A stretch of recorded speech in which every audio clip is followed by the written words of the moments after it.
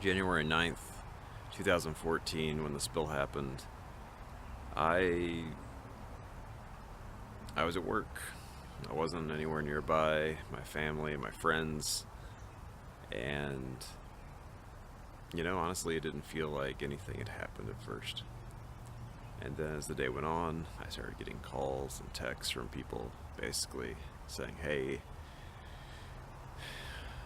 is there any chance you could get me some water? Is there any chance that you could get a hold of bottled water um, and bring it in?"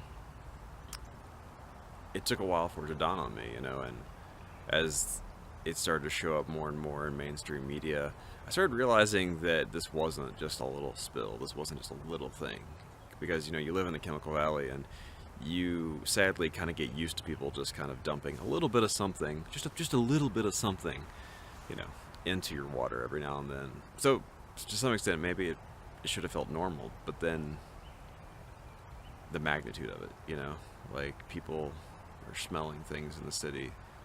This little slight hint of licorice or whatever is going on.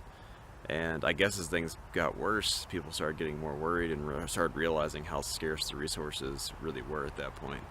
It's strange, to know that things are just that unstable that in an instant, without water, everything falls apart.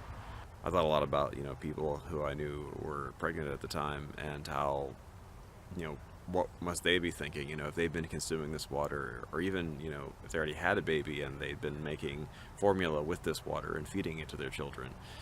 It started bringing up, a lot of really scary questions, and I think honestly the scariest thing to this day is just wondering what's still in the water. Could there still be a problem?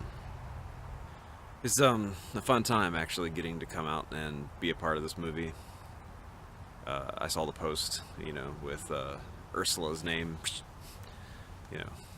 plastered across everything. One, it was just cool to know that somebody from the area has gone out, has done that. They're coming back. They're going to make something, and they're going to make it here. And then that they're going to make it about a subject that I feel like has just gotten overlooked, and then also shoot it from a lot of different angles, a lot of different perspectives, talk about the people who suffered, both from the side of people who were consuming the water to the side of the people who worked for the company, who eventually get shut down and then also end up becoming, unemployed West Virginians. But if we don't, keep stepping up and keep trying to make projects like this that puts light on ourselves, it's never going to get out there. None of it's ever going to get out there. On the night of filming, on the night of filming, I think there's already an Uncle Buck. I think there's already an Uncle Buck in the movie, but for whatever reason, I just started becoming like the Uncle Buck of the extras on stage. I was the guy at the high school party who was basically delivering alcohol beverages to the minors, probably minors and minors. But anyways, it was, it was a fun time. And as cold as it was, didn't even feel it. It was just part of the experience, Like anytime you're filming something, you add an element in there like cold or heat or whatever, and it just makes it feel that more real. And it was great getting to watch, everybody run around with the cameras and just try to capture the shots from 100 different angles. And I don't know. Again, it's just cool to see stuff going on in the state and to get to be a part of it.